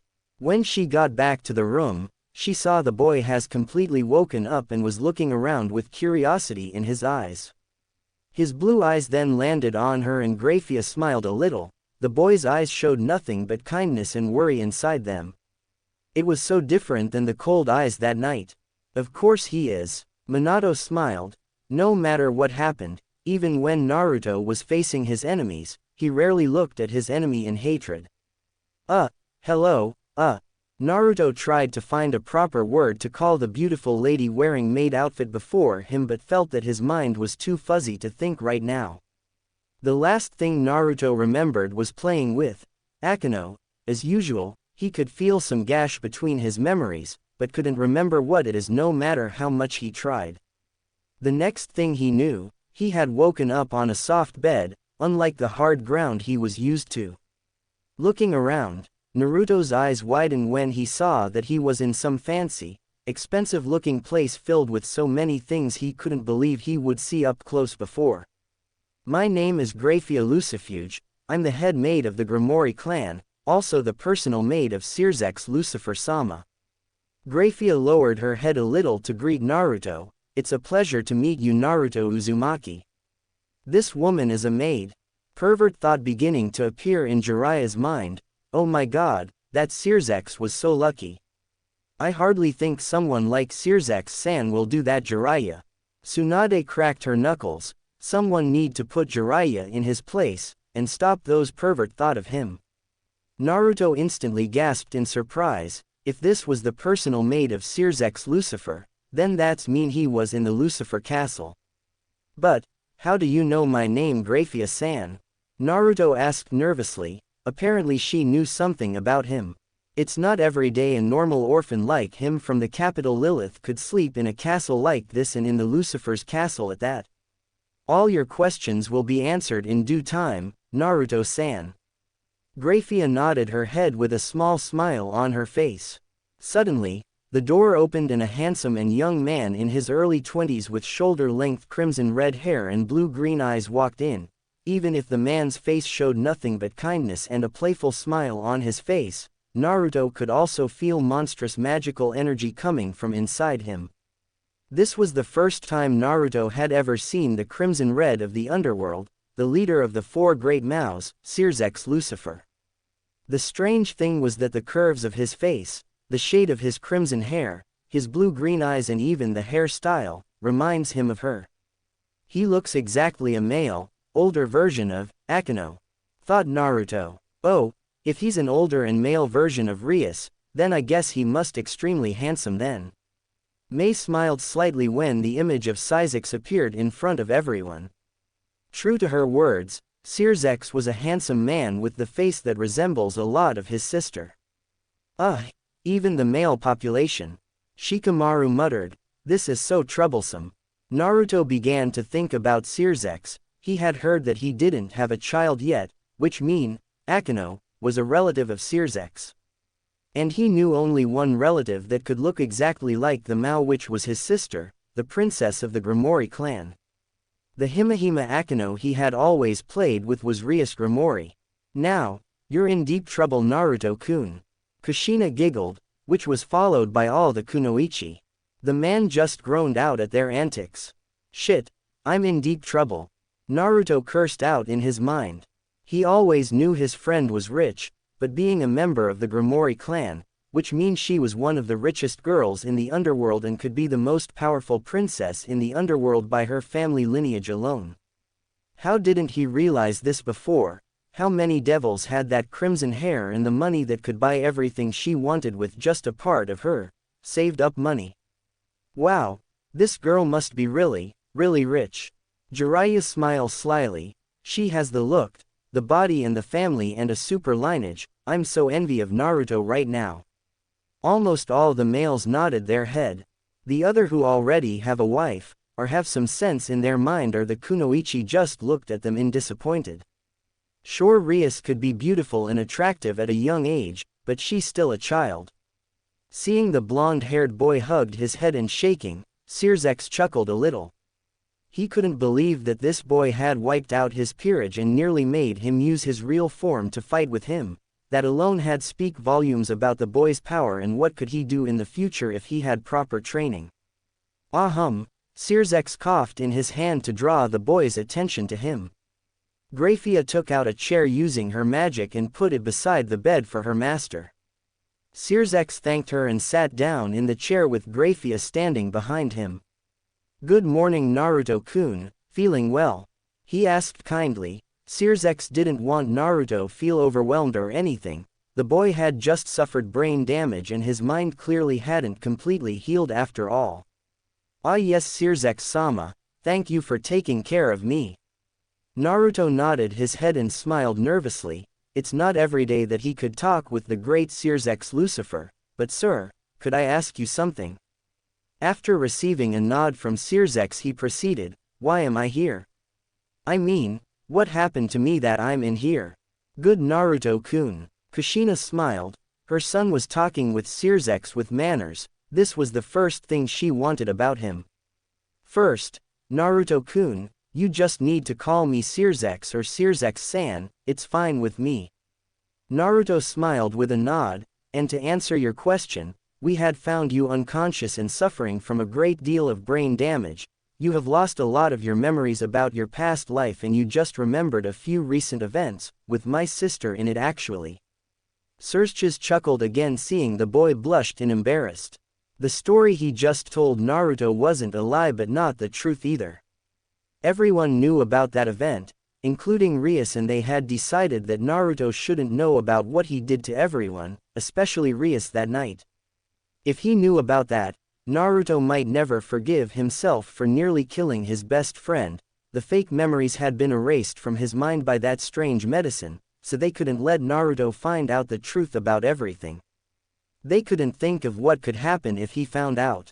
Knowing Naruto, if could possible the worst thing we could think of. Kakashi agreed with Seersex's logic. Everyone nodded their head. So Akeno-chan's real name is Rias Gremory? Naruto asked and received a nod from Seersex. That's right, Himehime Akino is actually the queen of Rias's peerage. The Mao explained to him, Ria-tan actually wanted to be friend with you in a normal way, so she had given you her queen's name. She had very few friends that could play with her normally, you know, Naruto-kun. Naruto thought about it. It's true that Rias had told him she had a lot of friends at school because all of them always looked up to her. The normal friends she did have were always some relatives or had the same status than her. At the time, Naruto just thought that she came from some rich family of Lilith, not one of the richest families in the underworld. Well, it's really different, don't you think? Where is she now? He asked. She is studying right now. Sirzex smiled. She didn't leave your side in the whole week, you know, always tried to feed you soup and asked when you would wake up. Damn it, I was so jealous. Sirzex screamed out, making Naruto jumped in surprise at the Mao's action, but he instantly shut up when Grafia brought out her hand and hit the back of his head, hard. Everyone busted out in laughter. They have an overprotective brother here. Not only that, he just being hit in the head by his own maid. Please control yourselves, Sirzex-sama. Grafia said dangerously, or I will. She finished with a wave of killing intent directed at her master, making Sirzex nodded his head in terror and Naruto's sweat dropped. Yep, she definitely a very strict person. Tsunade said, smirking, while the other just nodded their heads slowly. Now they knew why she was called the strongest queen, maybe not just because her power. Maybe even if Sirzex was a Mao, he still could be very childish sometimes. Why am I feeling something that really familiar here? Tobirama stopped reading and turned his head to his brother. What? Never mind. The second Hokage returned to the book while everyone chuckled. Those who knew the founder of Konoha knew exactly what he was talking about. And Assist-kun too, if he guessed right. So, Naruto-kun, I had something to offer you. Sirzex said, but this time he had said it seriously, making Naruto sit straight up to listen. Would you like to become a member of my peerage? Everyone stopped talking to each other and held their breath. Naruto's eyes widened in shock. Sirzex Lucifer had just offered him a chance to be a member of the strongest peerage in the underworld. They don't know about my special powers, do they? Naruto thought inside of his head. He couldn't remember much about his past, however the thing he could remember clearly was the power he was born with. He had decided to keep it a secret even to Rias because he didn't want some power-hungry people use him.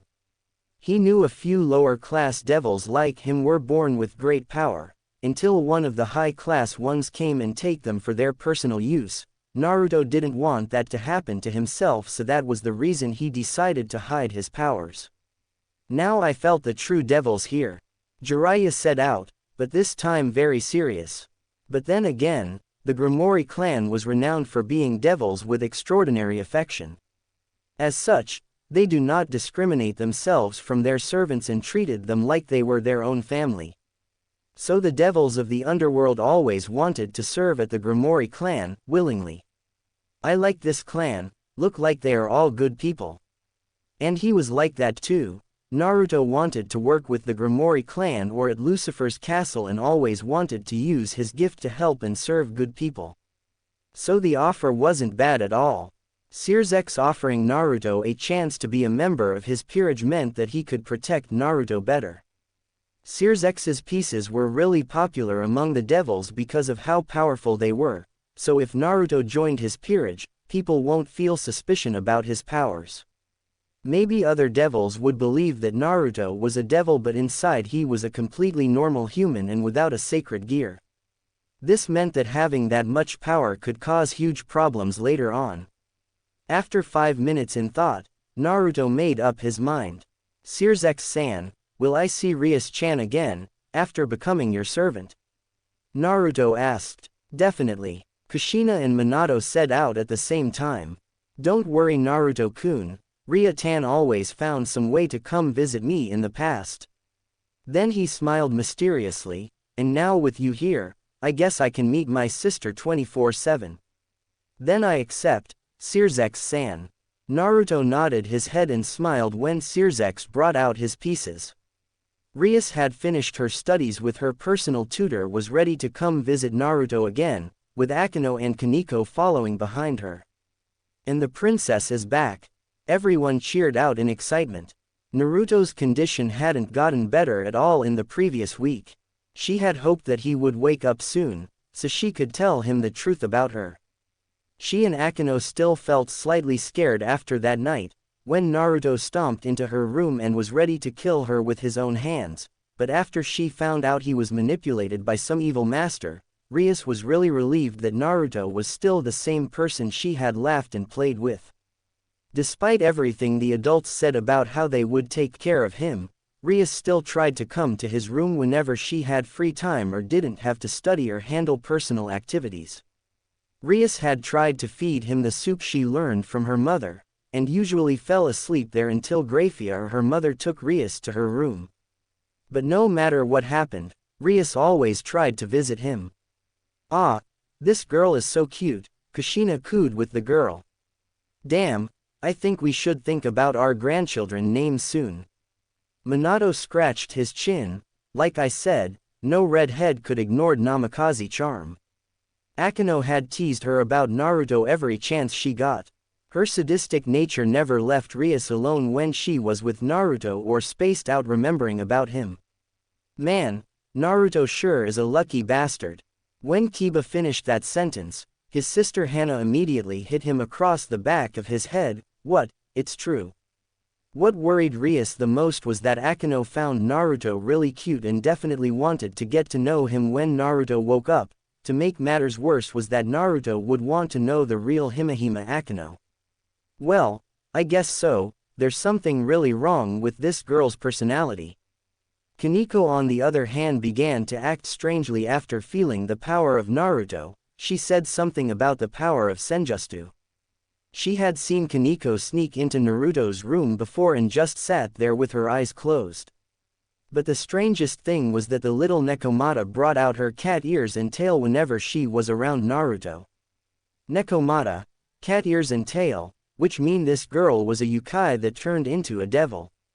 I agree. Shikaku nodded his head. When her brother asked the girl about Naruto, she had said that Naruto smelled like toad and fox at the same time. Also Kaneko could smell the faint sense of cat, turtle and a variety of animals from him, even slug and bug. First her, then Akino, and now he captured Kaneko's attention without even trying. Someone is jealous here, mumbling something girls her age shouldn't say. Well, I really want to know what she said. Rias went off to Naruto's room and tried to find some way to wake him up sooner, or maybe she should use her devil's pieces to help him recover faster. After all, they could even reincarnate someone already dead. Everyone turned silent at this information. Did she just said reincarnate someone already dead? Tsunade shuddered, remembered the jutsu that brought everyone, even Dan, back to live. Whoever created this system must be really powerful. Said seriously, to reincarnate the dead people, isn't it against the law? Rias had planned that when Naruto woke up and after revealing her true identity to him, she would make him her servant, so that he will never leave her side. She was really glad that her parents had forgiven Naruto's actions that night and really wanted to get to know the boy who had made their daughter so happy during the past few months. But when she already made her way to the corridor that led to Naruto's room, the purple sky outside began to darken and she felt that familiar feeling when Akino and Kaneko were reincarnated into devils. And here she come. And that feeling was coming straight from Naruto's room, but the energy was 100 times stronger than her own. Quickly running to Naruto's room and bending her body down to avoid Soji and Beowulf, she pushed the door open and saw a blinding crimson light coming from the bed.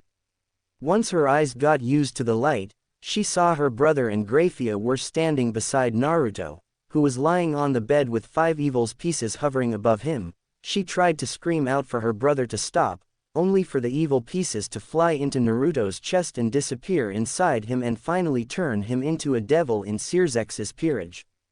When the crimson light died down, Naruto opened his eyes and sat up. Strange, I thought it would hurt or something like that. Naruto puts a hand on his chest and thought about it. He turned his head to Searsex but finally noticed Rias' appearance in the room. Rias-chan. The Crimson Mao and his maid turned around to face with an angry Rias Gremory, who was looking straight at her beloved brother with teary eyes with her cheeks bulging. Searsex would have screamed out, "Kawaii," and hugged his sister right there, but he knew exactly the reason for her anger and didn't want to upset her more. Yeah, he definitely cared deeply for his sister. "Onitama, what did just you do?" she muttered, dangerously. "Someone really pissed here. You see, Ria-tan, Naruto had decided that he wanted to join my peerage." Searsex smiled playfully to his sister, "And I had made him into one of my servants using the rest of my evil pieces. Cool, isn't it?" A crimson aura began to appear around the little girl, her bangs shadowing her eyes. When Searsex opened his mouth to apologize to her, Rias looked up with an angry face and kicked her brother right between the legs. All the shinobi immediately covered their crotch and winced. They couldn't help but felt sorry for the Mao. Being kicked right between the legs by his own sister was something Searsex definitely didn't want to think about. The kunoichi just smirked while looking at the book. Rias sure knew how to kick, even though she was still young at the time.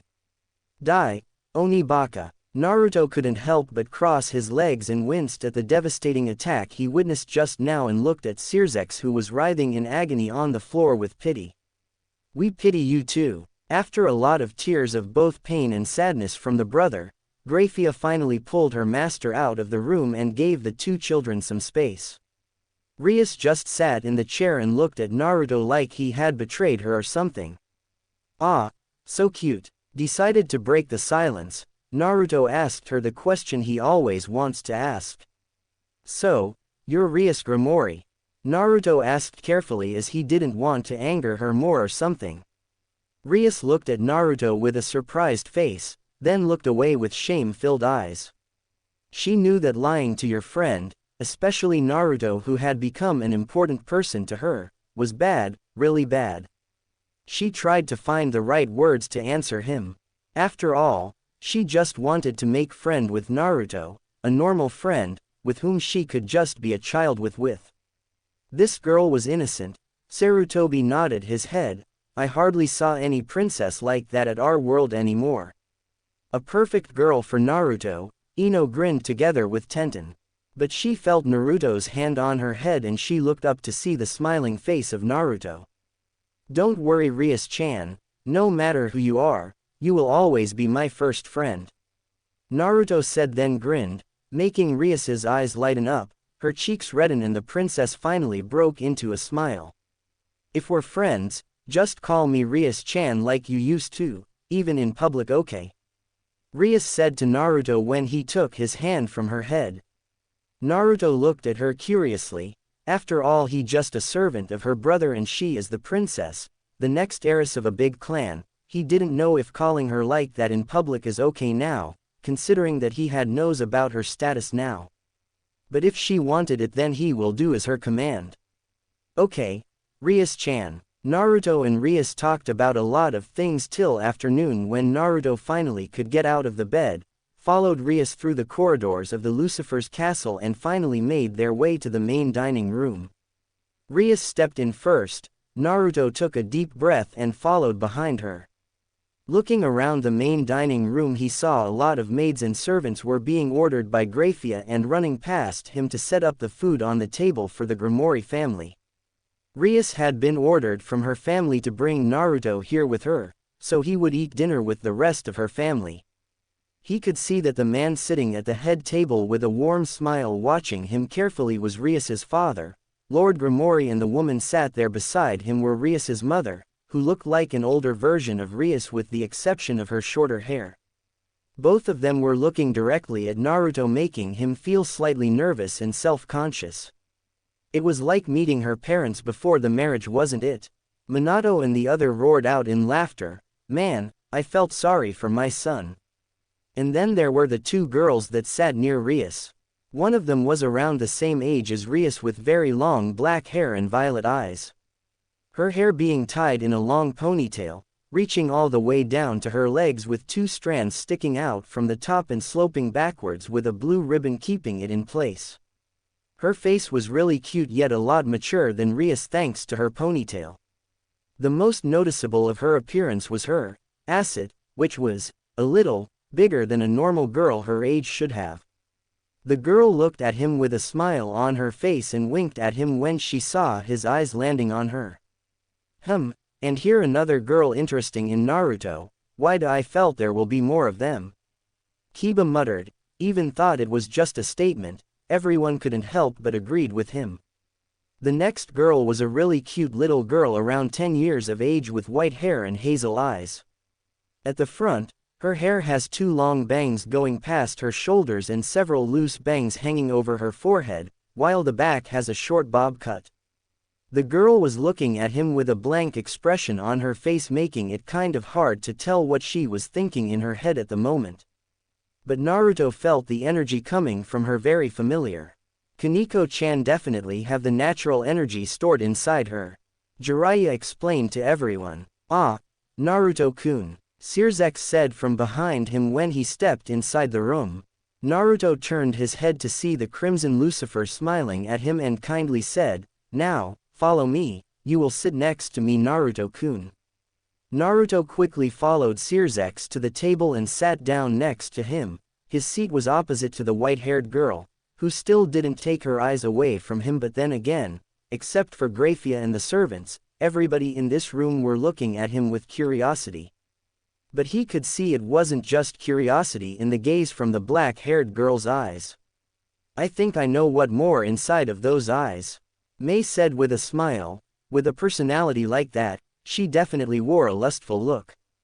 Oh man, Naruto was in deep trouble now. "Tu-sama, Ka-sama," Sirzex said from his seat and motioned his hand to the blonde boy. "Let me introduce you to my newest servant, Naruto Uzumaki."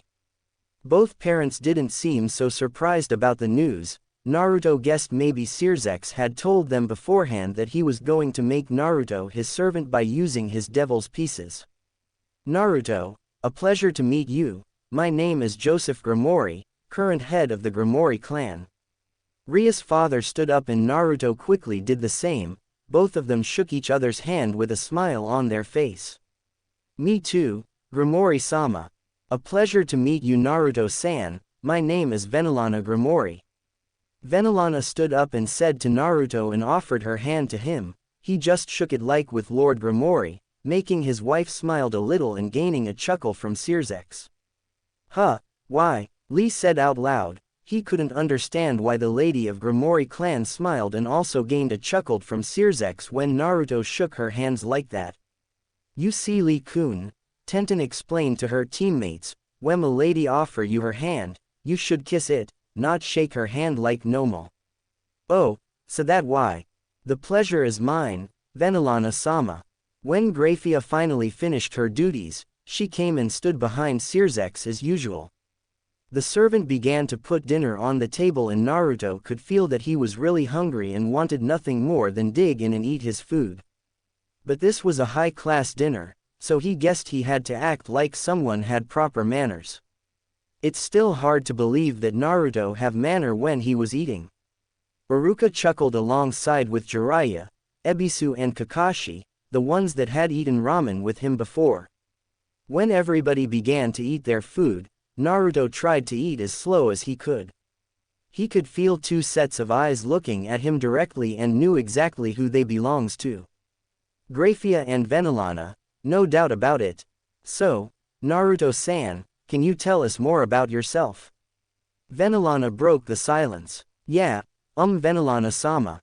Naruto swallowed the food in his throat and said, "There is not much about me really. As far as I remembered, I had been living on the street since I was 2 years old, traveled here and there until I stopped here at Lilith to try find a job or someplace that accepted me, but sadly that no one wants to take in a 10 years old kid. That's all that happened to me until I met your daughter." Rias smiled brightly when she heard that part. I guess there's still a lot of fake memories in his mind then. Shikaku said out his thought. Naruto had found out that the Gremory family was just like Rias. They were kind, warm and could become very funny in the male member's case. The dinner was enjoyable with delicious food. Good drinks and a lot of laughs as Rias told them about her studies with her tutor and her magical power training. Speaking of training, an hour after the dinner, Naruto came face to face with Beowulf, the descendant of the hero Beowulf and also Searzex's pawn just like him. So, Naruto was a pawn's then, it might suit him the most. He could be really fast when he in Biju mode, great defend, power, brutal strength and stamina when in Sage mode, and also held massive amount of chakra. Shikamaru chuckled, it's a shame he wasn't the queen. Ino instantly hit his stomach with her elbow. Idiot, don't say something creepy like that, how can a male be a queen? Ino scolded at her teammates. He has the appearance of a man in his mid-20s with brown hair and was one of the top 5 pawns in the underworld, which meant he was extremely powerful. Searzex had decided they should test Naruto's power and told the boy he should go all out against someone like Beowulf. Grafia was standing outside with her hand raised to create a barrier, to protect the Lucifer's castle against Beowulf's strength, but as when she cast her spells, Grafia's eyes kept glancing at Naruto. That mean the barrier was protecting them from Naruto, not Beowulf. Well, I can blame her at all. After witness what Naruto could do, she probably did something like that. Minato chuckled slightly. Well, nothing to hide now, he will show them his power. Everyone was getting excited from an upcoming battle between their hero and Beowulf. This time, Naruto was himself and Beowulf won't underestimate him anymore. This will be an excited spar. Rias was sitting in a chair behind the barrier with Akino and Kaneko. Even though she knew that Naruto had defeated all the members of her brother's peerage that night, she also knew that they had underestimated him and there was no way Beowulf will make the same mistake again. She was really worried for Naruto and hoped Beowulf didn't hurt him much. The rest of Searzex's peerage came to see their newest comrade in action. Even though they saw Naruto's power with their own eyes, they still couldn't believe he held that much power at such a young age.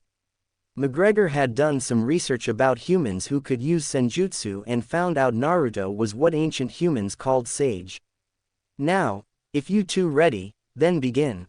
Just as Searzex said that, Naruto instantly slammed his palm to the ground with some strange words spreading out everywhere, and in a puff of smoke, a tri-pronged kunai appeared on the ground. Naruto slowly picked it up and pointed it at Beowulf.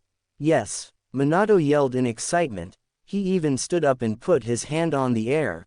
Of all the power that Silver Man gave Naruto, this was the best. Oh, thank you very much. Minato continued to yell in happiness. What happened to him? Soon turned to Kushina and asked, earning a giggle from the red-hair woman. Minato-kun always wanted to teach Naruto Hirishin when he grew up. Kushina smiled at her husband, who was being congratulated by his sensei, Jiraiya. Now, Naruto is using his signature's move, I guess he is really happy now. After listening to what Kushina just said, everybody began to congratulate a very happy Minato, who always wanted to pass his signature's jutsu to Naruto. Now it was like his dream had came true. After everyone had settled down again, Tobirama nodded his head and returned to the book. He guessed he shouldn't let them, especially Minato, wait anymore. Naruto-kun, do you really think you can defeat me with that little knife? Oh ho, just wait a moment, Beowulf-san, that little knife will become a great trouble for you. Minato smirked deviously. While really impressed with the trick the kid had just used to summon the kunai, he also felt kind of put off that Naruto didn't use those powers from that night. He really wanted to test out the real strength of a sage and his power in senjutsu. But the pawn of Searzex knew better than underestimate Naruto. We will see about that. Naruto smirked confidently and readied himself to pull the first trick he found out when he was 4 years old. This trick had helped him a lot in stealing food and was one of the most useful trick he had to help him survive. However, this was the first time he had used it in combat. Let's see what you got, kid. Beowulf smirked and ran with blinding speed at the boy tried to punch him, but Naruto had seen through it and stepped out of the way to avoid the strong punch. He quickly used his kunai to slash him, but Beowulf had caught his wrist and put some force into his grip. making Naruto yell out in pain and drop the kunai. He grabbed Naruto's collar and threw him high into the sky, making the spectators look in worry. Naruto-kun, Kushina said in worry. Don't worry Kushina-chan, remember that the kunai was won the ground. Come on, kid, is that all you got? Beowulf shouted out excitedly and lowered his body down, ready to jump up. But his eyes widened when Naruto's body instantly disappeared in the sky and he felt a hard punch in the back of his head a millisecond after Naruto had disappeared. That is what I was talking about. Minato screamed out in victorious. Wah, what happened? Rias asked wide-eyed when Naruto just disappeared in the sky like that. Then when she heard that strange sound she looked back to the ground and saw Beowulf being punched by Naruto in the back of his head. Searsex didn't answer his sister's question, he was just like the others who didn't understand what happened. He didn't feel Naruto move when he was in the sky at all, he also knew that there was no teleportation magic used. The boy couldn't just disappear, only to reappear instantly on the ground and punch Beowulf without him noticing like that. When Beowulf jumped back a little to make distance with Naruto, the blonde sure knew how to punch. It wasn't enough to knock him out, but Beowulf could feel the force behind that punch. Give or take a few years, the boy could take out a high-class devil with only his sheer strength alone. Picking up the kunai, Naruto pointed it to Beowulf again, this time with a smile on his face. What is it, Beowulf ni-sama, feeling tired already? A few members of Searsex's peerage chuckle at Naruto's banter. Well, I will let you attack me this time, let's see what you got. Beowulf smirked when Naruto threw the kunai at him. With the speed Naruto had thrown it, Beowulf just had to sidestep and the kunai would pass through him harmlessly. But just when the blade passed him, Naruto had appeared right in front of him in a yellow flash and caught the kunai before punching the older pawn in the face. Instantly snapping his head back, Beowulf tried to kick him, but Naruto had let go of the kunai, making it fall to the ground and disappeared again, only to reappear at Beowulf's left side and punched him in his right leg. Again, the brown-hair man tried to catch the boy, only for him to disappear with the same movement with his kunai and reappeared at his right side and punched him on the other leg. Whenever he disappeared, he always drops that kunai. Beowulf thought in his mind when Naruto continued to punch him everywhere, doing the same movement, and he always reappears where the kunai is, that's it. Smirking, Beowulf prepared for Naruto's attack. When Naruto dropped the kunai again, he quickly caught it and threw it to the other side where the ground was uneven. When Naruto had disappeared again, but this time Naruto lost his balance and fell face first to the ground where the kunai was located. Jiraiya along with Tsunade and Kushina broke down to laughter, while Minato huffed and looked away and everyone looked at them in confusion. Sorry, Kushina tried to control herself, it's just Minato-kun made the same mistake when he spared with Jiraiya-sama long ago, before he mastered the Hirishin. Oh, everyone realized and beginning to laugh at the fourth Hokage. Aha, I was right kid. Beowulf screamed out in victory when Naruto tried to get up. That kunai is the secret of your trick kid, you can teleport to wherever that kunai is kid. That's why you could move that fast and you fell face first to the ground when I threw the kunai away from me because you didn't anticipate the kunai will go that direction. Beowulf-san must be really smart and experienced to realize the secret that fast. Tobirama stopped and thought about it a little before continue. So that's why. Searsex nodded his head in agreement. He had felt something strange about that kunai and could see some strange kanji on the handle from the beginning, but thought it was just the name of the kunai. Searsex had thought that the kunai was just a normal weapon, he couldn't think it was a mark, so that Naruto could teleport to its location. But still, moving at that speed with just a kunai, this power could come in very handy in the future. Who knows what Naruto can do when he masters it? He probably could use multiple kunai at the same time to face Beowulf through, increasing his combat powers immensely. Cursing out under his breath, Naruto didn't want to reveal more of his power, he wanted to defeat his senpai with just this skill alone.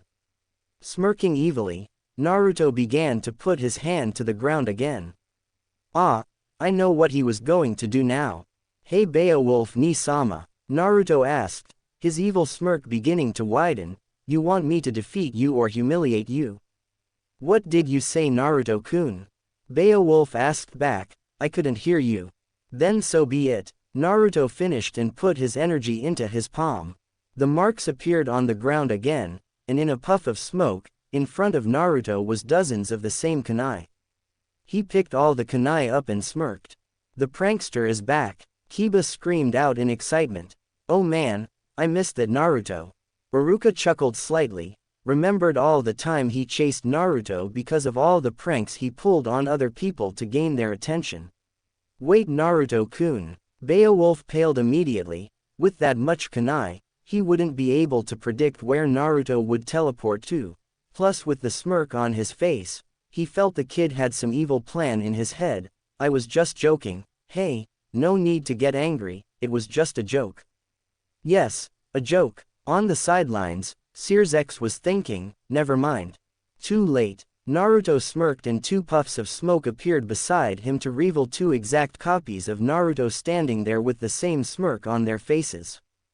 The spectators gasped out in shock at the boy's power, especially Kaneko. If she was right, these were shadow clones. Her sister had told her all about ninjutsu after all.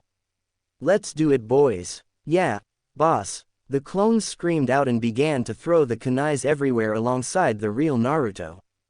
Beowulf's eyes widened when a few seconds later, the whole area was filled with tri-pronged kunais, creating the perfect battlefield for Naruto.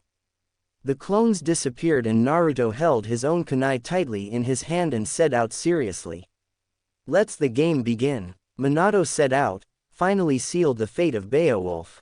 Tobirama looked at the next statement and chuckled. Let the games begin, and then disappeared in a flash of yellow. He definitely your son, Minato-kun. Kushina kissed her husband playfully while everyone was roaring in laughter at the same speech of the father and son. Outside the barrier, the spectators saw nothing but blinding flashes of yellow around Beowulf, so fast that even Soji found it hard to keep up with the boy's speed. Inside the barrier, Naruto was punching Beowulf while teleporting all around like there was no tomorrow. The older pawn tried to catch him but failed as the boy was too fast. Darkness began slowly filling his vision as he was getting weaker until finally Beowulf lost consciousness and fell to the ground. Naruto reappeared in front of Beowulf's unconscious body and fell to his knee, breathing hard. His power was really tiring to use and this was the first time he had used his kunai this many times. Still kneeling, he could feel his consciousness slowly drifting away from his body and began to fall to the ground. The last thing he saw was a mass of crimson hair before darkness completely took him. Everyone cheered out at Naruto's victory while Minato calmed Kushina down, saying that it was just chakra's exhaustion and he should be fine. Naruto woke up the second time in a day but this time, he could see he was in someone else's room.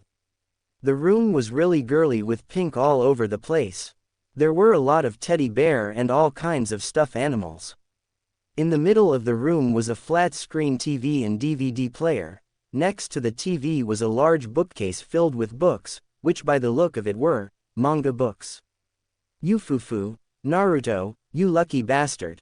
Jiraiya smiled slyly. Oh, Naruto-kun, you woken up. Naruto looked towards the sound and saw Rias sitting on a chair facing a large mirror and brushing her crimson hair with a pink comb with her looking very happy.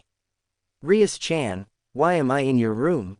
Naruto asked in confusion. Oh, I had asked my parents if you could sleep with me. Rias smiled happily, and guess what, they accepted. But I think Onitama wasn't happy about that. Oh well. She stood up and began to take off her clothes, making Naruto blush furiously and turn away.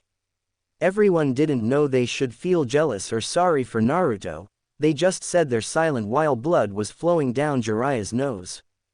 Hey, what are you doing? He tried not to scream out, it was night time and he didn't want to wake up everybody here. Oh, I can't sleep with my clothes on, Naruto-kun. She answered him with her own smile, her cheeks reddening a little when she finished taking off her clothes and climbed onto the bed and hugged Naruto tightly, making Naruto's cheeks even redder than before. What? You have a problem with it? She asked with a glare. I want to scold Rias-chan, but, Kushina muttered, she really wanted grandchild, but was this a little too soon? Ah, no, of course not. Naruto quickly defended himself. I hope she changes her mind in the future. I mean, she wouldn't want to sleep with a boy while in the future, would she? Naruto asked himself in his mind and didn't know how wrong he was. She has the courage.